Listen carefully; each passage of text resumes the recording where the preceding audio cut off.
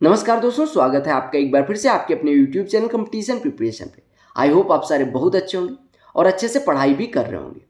आप सभी को पता होगा कि कंपटीशन का लेवल दिनों दिन बढ़ता जा रहा है। पहले क्या होता था कि कोई भी कॉम्पिटिटिव एग्जाम निकालने के लिए उसके सिलेबस को अच्छे से पढ़ लिया, आप एग्जाम में बैठे और आपसे एग्जाम निकल जाता था।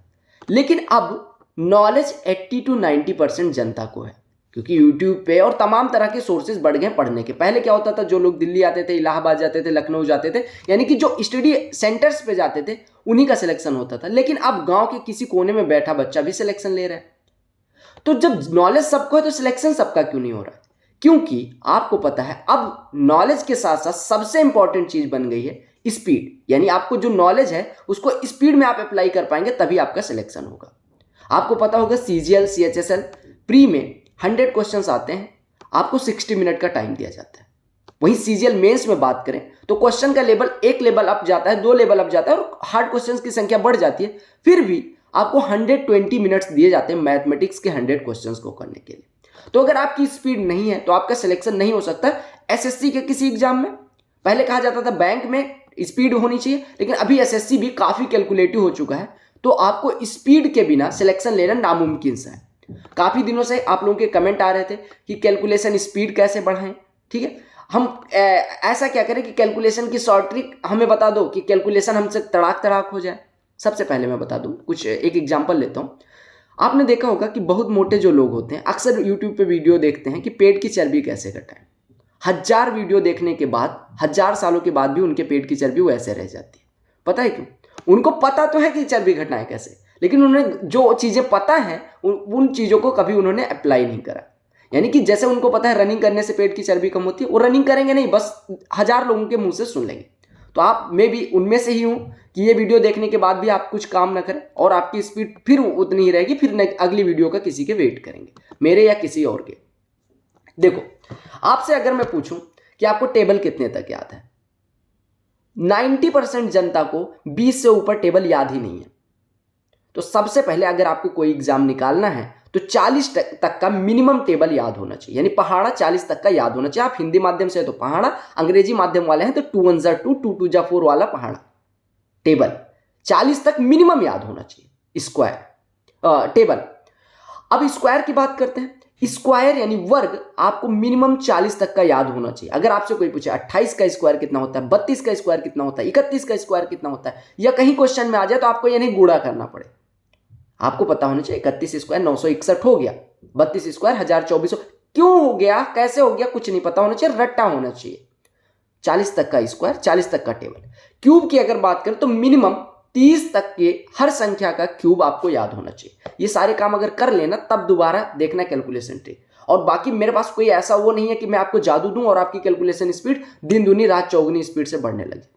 पहाड़ा मैंने बता दिया 40 तक का, कि स्क्वायर बता दिया मिनिमम 40 तक का, और क्यूब मिनिमम 30 तक का याद होना चाहिए। पहली चीज ये।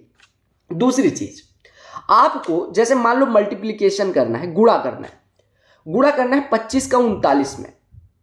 अब आपको क्या काम करना है, आपकी मौत आने लग जाती है, आप 25 लिखते हो फिर नीचे 39 लिखते हो फिर गुणा करने लग जाते हो। वैसे में आप 1000 या कई लाख लड़कों से पीछे निकल जाओ। आपको पता होना चाहिए कि क्वेश्चंस को ऑपरेट कैसे, 25 का 39 में गुणा करना है। आपको पता है कि 25 का 40 गुना निकालना आसान है, 25 का 40 गुना 1000, 25 गुणे 39 को 25 गुणे 40 माइनस 1 करके ऑपरेट कर सकते हो। 25 गुणे 40 1000, उसमें से 25 घटा देंगे 975। और 25 गुणे 39 करना कितना कठिन होता है? मान लो एक एग्जांपल मैं ले रहा हूं, 42 गुणे 84 करना है, 42 गुणे 84 करना है। आपको पता है कि 42 गुणे 80 करना आसान है, और 42 गुणे क्योंकि 42 गुणे 80 3360 हो गया, और 42 गुणे 4 कर लेंगे 164 और ऐड कर देंगे उसमें, ठीक है 168। तो ऐसे करके अगर आप फुटकर में करेंगे तो आप आसानी से कर पाएंगे।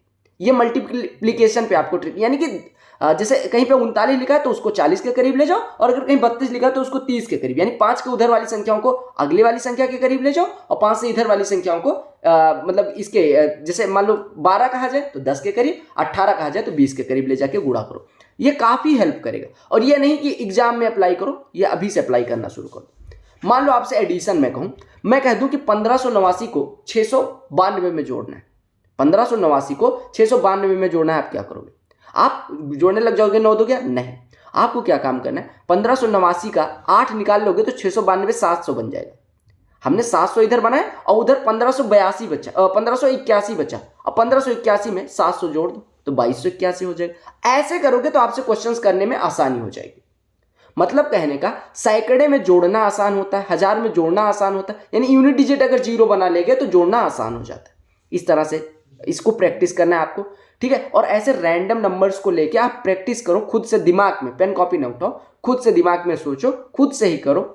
जब खाली टाइम पे आप व्हाट्सएप पे और फेसबुक पे लगे होते हो उस टाइम पे 10-15 मिनट, 20 मिनट, आधे घंटे रोज कर सकते हो यार। आपकी स्पीड बढ़ जाएगी, आप जहां 10 क्वेश्चन कर पा रहे हो वहां 15-20 क्वेश्चन कर पाओगे, ठीक है। अगर मैं बात करूं डिवीजन की, अब डिवीजन में डिविजिबिलिटी रूल अगर आपको पता है कि 3 से कोई संख्या कब डिविजिबल होती है, 2 से डिविजिबल कब होती है, 4 से डिविजिबल कब होती है, 5 से डिविजिबल कब होती है, 7 का डिविजिबिलिटी रूल क्या है, 11 का डिविजिबिलिटी रूल, तो करना आसान हो जाएगा। तो डिविजिबिलिटी रूल भी जैसे आपको पता है, सम संख्या तो 2 से कटेगी, सम ऑफ डिजिट्स यानी अंकों का योग अगर 3 से कट रहा है तो 3 से कटेगी, सम ऑफ डिजिट्स 3 से कट रहा है और यूनिट डिजिट सम संख्या है यानी इवन नंबर है तो आपका 6 से कट जाएगा, 5 से 0 और क्या कहते हैं 5 है अगर यूनिट डिजिट। तो ये सारी चीजें अगर आपको पता है तो आप आसानी से डिवाइड कर पाओगे, ठीक है। सब्ट्रैक्शन में मैंने मान लो क्या किया, मैंने मान लो यही कह दिया कि 1589 में से आपको 692 को घटाना है। अब आप क्या करोगे, 1589 से 8 निकालोगे और इसमें जोड़ दोगे 692, मतलब 700 घटा लोगे, 1589 में से 700 घटाओ 889, और चूंकि 8 ज्यादा घटा लिया तो 8 जोड़ दो 897। ऐसे अगर आप करोगे तो आपसे करना आसान हो जाएगा, ठीक है। अब देखो आपको करना क्या है, अभी से ये मान लो कि एग्जाम जब तक हो नहीं जाएगा तब तक डेली करना है। सिंप्लीफिकेशन के डेली 20 क्वेश्चन उठाओ, जितना कठिन हो पाए, वो कैट का हो, वो एसएससी का हो, वो बैंक एग्जाम्स का हो, किसी का हो, 20 क्वेश्चन डेली आपको करके ही सोना है। आप जब सोने जा रहे हो उससे पहले 20 क्वेश्चन सिंप्लीफिकेशन के करने ही करने। उससे आपकी जब माइंड को आप प्रेशर दोगे कि भैया आपको रिस्पॉन्स करना है, तभी वो रिस्पॉन्ड देगा आपको, अदरवाइज ऐसे लल्लू के लल्लू बने रहोगे, ठीक है। मैंने सारी चीजें लिख, जो डीआई डाटा इंटरप्रिटेशन आपको पता है कैलकुलेटिव आती है, आपको वहां पे एग्जाम में जाके रोने लग जाते हो कि डीआई के क्वेश्चन बड़े कैलकुलेटिव आए थे। डीआई के क्वेश्चंस आप प्रैक्टिस करो, डेली कैलकुलेशन जहां पे है वही प्रैक्टिस करो, जो प्रॉब्लम है आपकी उसी प्रॉब्लम पे मेहनत करके प्रॉब्लम को स्ट्रेंथ बना लो। तो डीआई के क्वेश्चन प्रैक्टिस करो। क्विजेस जो टाइमर लगा के तमाम सारे एप्लीकेशंस की होती है, अड्डा की होती है और बहुत सारे एप्लीकेशंस की होती है, 20 मिनट में 30 क्वेश्चन करने रहते।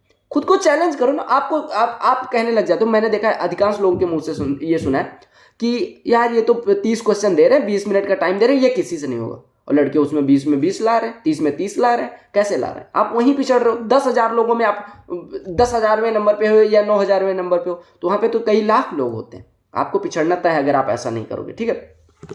दूसरी चीज, आप 1000 बुक ना लो। मैं हमेशा से कहता हूं एक बुक के 500 क्वेश्चन को एक बार करो, 2 बार करो, तीसरी बार करो। उससे आप कहोगे बोर हो रहा हूं, नहीं, एक बार करोगे तो हो सकता है 1-1 मिनट लग जाए किसी क्वेश्चन को करने में। दोबारा आओगे तो आपको कॉन्सेप्ट क्लैरिटी रहेगी, तो कैलकुलेशन आपकी स्पीड भी बढ़ चुकी होगी 500 क्वेश्चन करने में। दोबारा करोगे तो वो हो सकता है 40-40 सेकंड में हो, और तिबारा जब उन्हीं क्वेश्चन को करोगे तो वो कॉन्सेप्ट भी आपको याद हो जाएंगे, और उन्हीं क्वेश्चन को करने में आप देखोगे कि 20 से 25 सेकंड का समय लग रहा है। तो आपने टाइम कितना रिड्यूस कर दिया एक बुक को प्रैक्टिस करके। और 1000 बुक में नए नए क्वेश्चन देखते रहोगे, फंसे रहोगे, 3-3 मिनट में क्वेश्चन करते रहोगे, और फिर एग्जाम में सिलेक्शन नहीं होगा। दूसरी चीज मैंने आपको बताया, जब खाली दिमाग हो, खाली समय हो आपके पास, जब आपके पास कुछ करने को ना हो, तो यही करो। कैलकुलेशन दिमाग में जैसे मान लो कहीं पे बनिया ने, मतलब कहीं पे आप सामान लेने गए, दुकानदार ने, जिसको हम बनिया बोलते हैं, उन्होंने लिस्ट बनाई 85 रुपए इसके, 87 रुपए सामान लेने के हो। चैलेंज करो उनको, वो कैलकुलेटर से जोड़ रहे हैं, उससे पहले जोड़ने की। ये दिमाग को कहो कि ऐसा करना है, वो करेगा, ठीक है।